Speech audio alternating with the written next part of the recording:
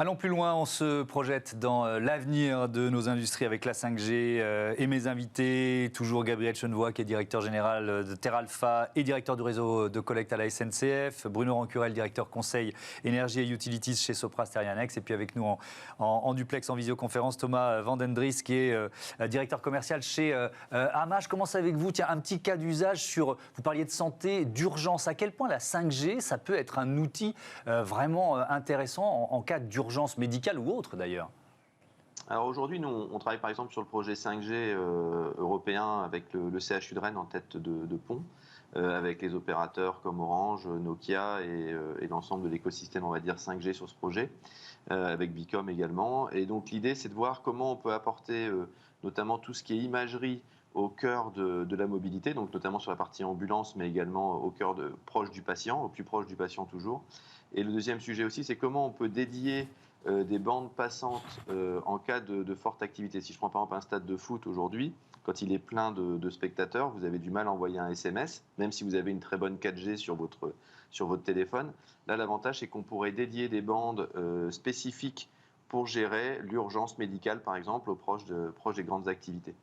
Oui, donc c'est vraiment un cas d'usage ultra précis dont on voit l'utilité pour la société. Sur les enjeux de cybersécurité, Bruno Rancurel, vous l'avez dit tout à l'heure, le nombre d'objets connectés, il va exploser avec la 5G. Avec quel risque ? Donc, comme vous augmentez le nombre d'objets connectés, mécaniquement, vous augmentez la surface d'exposition au risque d'attaque cybercriminelle. Et la deuxième composante, c'est que les cas d'usage de la 5G vont être vont concerner de nombreux équipements différents. C'est-à-dire que vous pouvez avoir les lunettes connectées, vous pouvez avoir un smartphone, vous pouvez avoir un serveur cloud en proximité, un serveur cloud à distance, chacun faisant tourner une intelligence artificielle. Et donc cette complexité des cas d'usage va augmenter ce qu'on appelle la profondeur d'exposition au risque cyber. Vous voyez que globalement, l'exposition cyber va augmenter. Et donc chaque industriel qui va vouloir préparer son projet cyber doit s'approprier ces enjeux, ces nouveaux risques, et aussi comprendre qu'est-ce que la 5G permet pour répondre à ces risques. Ouais. Vous parliez tout à l'heure de la souveraineté. C'est aussi une question que Thomas Vandendries peut aborder parce que, en fait, avec vos solutions, vous pouvez presque créer une bulle à la dimension d'une usine, c'est ça ? C'est ça, en fait, l'idée, c'est de pouvoir faire, et ça, c'est vrai que ça ne se voit vraiment pas pour le client au départ, versus d'autres solutions qui pourraient être sur le marché, mais on a vraiment la maîtrise de nos infrastructures et donc on peut faire ce qu'on appelle du on-prem, c'est-à-dire de prendre le cœur de notre solution et de la mettre au plus proche des data centers, soit du client s'il héberge ses solutions chez lui directement avec ses applicatifs, soit sur un data center, par exemple, hébergeur de données de santé, sécurisé, en France, de façon à garantir aussi que l'ensemble des informations et des flux qui transitent via notre solution sont bien sur des serveurs également sécurisés.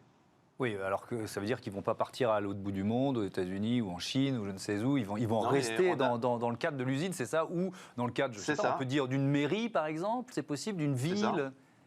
Ou d'un technicentre, on peut très bien créer une bulle au sein du technicentre de façon à garantir tout ça. Et nous par exemple, quand on était au développement au niveau de la Chine, on a dû mettre une infrastructure en Chine sous la réglementation chinoise, c'est-à-dire de pouvoir faire transiter des flux via notre solution, chiffrée, sécurisée et donc cryptée, et donc pour à la fois être dans la partie chinoise, mais en même temps pouvoir garantir à nos utilisateurs qu'ils ne sont pas écoutés, par exemple en Chine. Ouais. Vous ne seriez pas en train de faire un appel du pied à la SNCF en parlant de technicentres, là, pour équiper les technicentres? C'est pour essayer de faire le lien au mieux. Je crois que c'est déjà le cas. C'est déjà le cas. Bon, d'accord, ok, j'ai bien compris. Tiens, justement, Gabriel Chenevoix, il y a évidemment beaucoup d'agents, vous l'avez dit tout à l'heure, d'agents SNCF qui sont déjà équipés de tablettes, de smartphones, etc. Qu'est-ce que ça va changer, la 5G, pour eux? Est-ce que, fondamentalement, ça va changer quelque chose? Au-delà de la fluidité dont on parlait, de l'efficacité. Qui est quand même un facteur d'acceptabilité de ces gestes métiers importants. Parce que qu'est-ce qu'il y a de plus agaçant que d'aller au fond d'une usine, commencer une saisie et puis d'être interrompu, d'être obligé de revenir à un endroit où ça capte ou voire de passer sur du papier. Donc ça, on veut que ce soit du passé pour nous. Et puis la multiplication des cas d'usage aussi dont on parlait, ça peut être aussi la mise en place de dispositifs d'audio-vidéo protection de manière temporaire, donc avec une facilité de raccordement plus accrue. Ça peut être aussi un appui pour les équipes lorsqu'on fait des mouvements techniques de train. Donc, in fine, on voit que ça va permettre d'appuyer nos agents dans leurs gestes métiers au quotidien pour les rendre à la fois plus sûrs, plus fluides et avec la bonne info dont ils ont besoin au bon moment. Avec ces beaux objets connectés qui se multiplient, Bruno Rancurel, il y a la question du traçage des salariés. Et vous l'évoquez dans la note de l'exploratoire Sopra Steria Next. Pourquoi ? Ce traçage, on ne l'intuite pas forcément quand on fait une expérimentation 5G. Quand on conçoit un test 5G, ça va être quand on expérimente qu'on va s'apercevoir de toute la puissance de cette connectivité 5G. Donc c'est important dans les projets de capter ces sujets-là et de se référer à un cadre d'éthique numérique qui va pouvoir fixer les limites. Quelles données on peut saisir? Quelles données on capte en temps réel? Est-ce qu'on va flouter une partie de l'image? Est-ce qu'on va enregistrer l'image floutée? Est-ce qu'on va enregistrer l'image globalement? Et comment, a posteriori, on aura accès à cet enregistrement, ou est-ce qu'on décide de ne pas y avoir accès? Et là, ce sont des décisions d'entreprise à prendre collectivement. Ouais. Mais pourquoi? Parce qu'effectivement, il y a une nomadisation du salarié qui peut être efficace, travailler grâce à la 5G dans différents endroits, peut-être aussi chez lui. On le voit déjà avec le télétravail, mais ça va démultiplier ces cas d'usage, c'est ça? Exactement. On va pouvoir, le salarié va pouvoir, en captant de la donnée, avoir une assistante en direct sur de l'aide à la décision, sur de l'aide au diagnostic, et faire appel non seulement à son savoir, mais aussi à un savoir d'un expert ou un savoir d'une intelligence artificielle hébergée dans un serveur.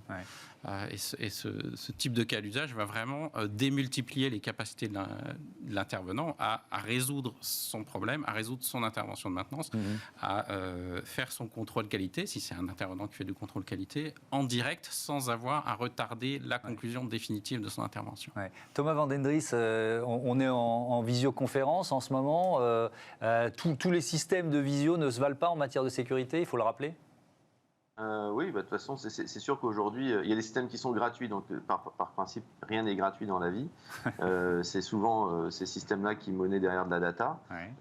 En tout cas, c'est vrai qu'en général, il y a certains systèmes de visio qui cohabitent avec nos systèmes. Nous, on est vraiment pris sur la partie mobilité et sécurité. On est souvent plus proche de la production parce que justement, on ne monte pas de blanche sur l'ensemble de ces points, que ce soit la partie des réseaux, la partie des flux, le fait qu'on héberge et qu'on sauvegarde et qu'on ne garde pas de données de la part du client, et par contre qu'on crée cette data de qualité et de plus en plus de qualité grâce à la 5G, aussi avec l'amélioration des réseaux, mais aussi des terminaux. Et tout cet écosystème-là doit vivre ensemble, et nous, on leur apporte cette sécurité de façon à leur garantir le fait d'utiliser ces solutions dans des environnements de travail en toute sécurité. C'est aussi pour ça que Hama travaille avec des secteurs sensibles, notamment militaires. Oui, c'est ça. Et c'est comme ça qu'on a aussi commencé à travailler aussi avec des personnes comme Sopra Steria ou des KPMG sur de l'audit. Quand on rentre dans du régalien pour de l'audit ou quand on rentre pour faire du soutien opérationnel aux véhicules militaires en OPEX et que là, vous êtes sur des réseaux qui vont du satellite au réseau public, il faut qu'en tout cas, votre solution et ce qui va produire de la data soit le plus sécurisé possible. C'est-à-dire qu'après, il y a le confort d'utilisateur, le confort d'utiliser ce type de solution au quotidien par parfois des personnes qui sont non technophiles, mais derrière, il y a surtout de lui garantir que tout ce qu'il va faire, tout ce qu'il va échanger, va être en tout cas dans les compliance, dans la réglementation de ce que son entreprise lui garantit, et donc c'est ce type de solution qui va le permettre. Bruno Rancurel, il y a un élément auquel il faut penser dans cette phase de préparation de test, c'est d'assurer une redondance des transmissions. Qu'est-ce que ça veut dire concrètement, et puis pourquoi c'est important? C'est-à-dire qu'on va, pour tirer pleinement parti des avantages de la 5G pour l'industrie, il va falloir amener la 5G sur des usages critiques. Pouvoir la remplacer, remplacer les connexions filaires ou remplacer des connexions radio par les technologies 5G. Et donc ça veut dire avoir le même niveau de fiabilité sur la transmission 5G que celle qu'on avait jusqu'à aujourd'hui. Et pour y arriver, une des solutions, c'est de faire de la redondance, c'est-à-dire dupliquer les technologies de transmission, donc soit de la 5G dupliquée par du filaire, ou alors de la 5G avec du 4G, ou pourquoi pas, et ça serait peut-être même plus facile à mettre en place, c'est d'avoir 2 réseaux 5G, l'un en redondance de l'autre. Oui, parce que s'il y en a un qui tombe en rade, l'autre assure derrière. Exactement. Quand on a préparé l'émission, Gabriel Chenevoix, vous m'avez dit, il ne faut pas oublier de parler de la standardisation. Pourquoi ça vous semble... Enfin, moi, je peux comprendre pourquoi c'est important. Je pense notamment aux containers. Si les containers sont devenus des outils majeurs de la mondialisation et du commerce, c'est grâce à la standardisation. Pourquoi ça vous semble important ? Alors, on parlait là des éléments clés pour assurer un déploiement industriel de la 5G. Donc, on a parlé du ultra haut débit pour les sites, et là aussi la redondance pourra jouer. On a parlé de la disponibilité des fréquences. Et il y a effectivement la standardisation des équipements pour que les industriels puissent s'approprier cette technologie, la mettre en œuvre de leur côté pour les fameuses 5G on-premise dont on parlait tout à l'heure. La prolifération de standards différents entraînerait des risques pour les équipementiers, pour les industriels, qui se doteraient d'équipements d'une certaine typologie et puis obligés d'en changer.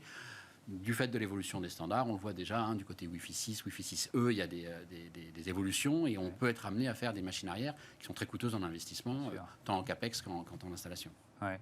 Merci beaucoup, merci à tous d'avoir participé à cette émission. C'était passionnant. Je vous donne rendez-vous très vite pour un nouveau numéro d'Ethic et Smart. Je voudrais remercier Juliette de Noyel qui est à la production et à la programmation, Kelly Dellenbach à la réalisation aujourd'hui et Alexandre Larochelle au son. À très bientôt sur Bismart.